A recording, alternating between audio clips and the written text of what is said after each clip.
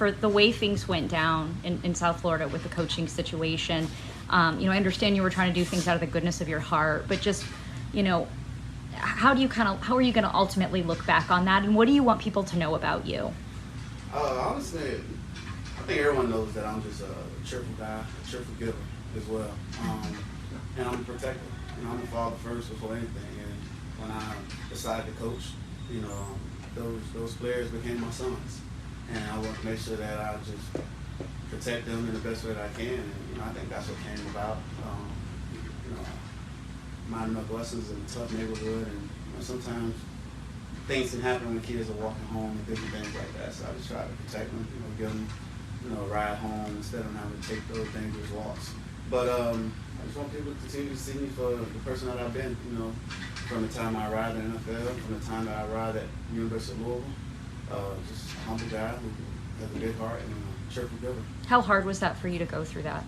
It was difficult. Because I have so many relationships with those young men down there in South Florida, at Miami Northwestern, the bonds that I've established with, Leon Strada, Calvin Russell, Nicholas Lanier, Nicholas St. Joseph. Just the list goes on, and it's a great group of kids, man. And they see so much hope when they look at me, and I always said it's food for my soul. It's the way that I feed my soul, and it allows me to stay young being around those kids.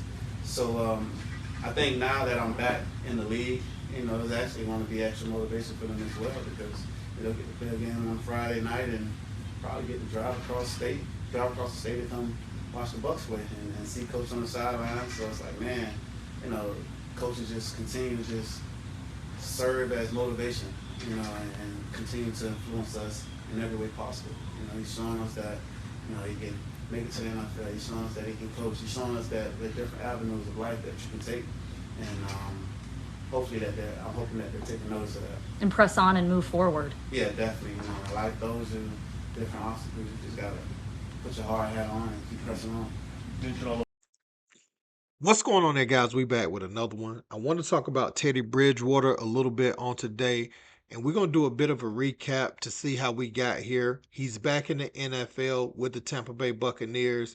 Just a month ago, or right around a month ago, he had gotten suspended by his alma mater, Miami Northwestern, who he was the head coach of. He had just led him to a state title. But for these reasons I'm about to tell you now. Now, I already did a video on it, but I'm pretty sure a lot of people didn't see it because the algorithm is not sending out all my videos. But back on July 7th, Teddy Bridgewater put this out. He says, "Good morning to all of my Bulls and Bull supporters. Today I'm coming to you on behalf of the football team and seeking donations to assist our boys this season and to help me carry the load so I no longer have to take from my personal funds to keep smiles on these young men's face and remind them that they matter. From daily Uber rides to feeding the boys MLK 1500 a week, every morning following our morning training sessions to feeding the boys catered pasta during the season to prize sets to training camp, I cover all the expenses. So today, I'm putting together my fundraising packages for individuals looking to donate to the program. You will be able to donate to my foundation personally, and funds will be used throughout the season as we get ready to crank up. The most recent event we have coming up is our training camp where we sleep in the school's basketball gym. Last year, it cost me $14,000 to conduct the camp, 4 nights, 3 hot meals a day from local black-owned restaurants, and a snack on some of those days. Last year, it cost me $9,500 to purchase prize sets for the players so they can look like a team. Also, last year, it cost me $300 a week to keep the field painted with lines and numbers so our players can know how to line up and execute.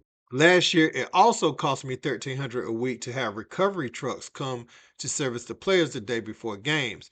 During the season, each week, it cost me $2,200 to feed the team pregame meal. Each week, I spend around $700 on Uber fares. So hear me out. This isn't a crowd for help, but more so a coach seeking donations. I will post the fundraising packages I put together later today, and I will provide my foundation's bank account information later. If Teddy Bridgewater doesn't personally approach on behalf of the football team asking for donations, feel free to do what you want. The job will get done one way or another.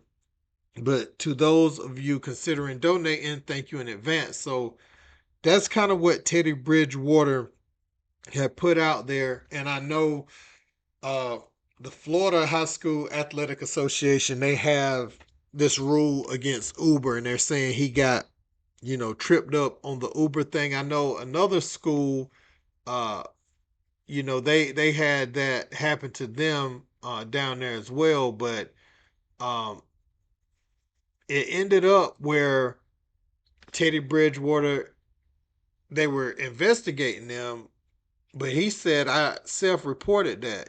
There's no investigation to be had. Uh, I put that out there, to get everybody to donate, but in the process, they were considering some of the things that he had done impermissible benefits. And he had said, he's not going nowhere and he'll do it from the bleachers like he did back in 2018, 2019. He would volunteer. And that's the thing. He wasn't staff at the school where he was like an ISS teacher or like, a math teacher or nothing like that. He was just coming in to coach the boys, using and exhausting his funds to help out the community. And so he got suspended. And yesterday it was so great to see this as the ultimate fallback plan. He is back with the Tampa Bay Buccaneers. Obviously, he provides depth, but he signed a 1 year deal, to go back to the NFL. And I want to salute him, give him his kudos for staying ready like that. Because Teddy Bridgewater, obviously, is a viable option, especially, providing depth. He's played in some big games and he's done a great job. Um, and I just wanted to give him his flowers today, man. Getting back to he's only 32 years of age, so um, he still got some football left in him. He was helping out in the community, and I know the rules state certain things, but I think the rules need to be changed a bit because when you have someone like Teddy Bridgewater giving back to the kids, it's coming from a genuine place, and he doesn't have to be there, right? He has the financial security to just go on about his business. When you have those type of people who aren't just financially motivated but are motivated by the love of the game, you want to keep those people around because you don't have to question their motives. But yeah, man, shout out to Teddy B getting back into the NFL, and I feel bad for the kids who ain't gonna have him as a resource this year. He's done a lot of great things for them, and it's gonna be a big old culture change there. He was providing everything, had it very much college-like with them eating a certain way, working out a certain way, and now I'm not saying the next coach can't do it, but Teddy had the funds, the resources, and the knowledge, and now just the way the rules are set up, because I think the High School Athletic Association did their investigation and made Miami Northwestern do what they did. But yeah, man, let me know what you guys think in the comments. Don't forget to like, share, and subscribe. Till next time, peace.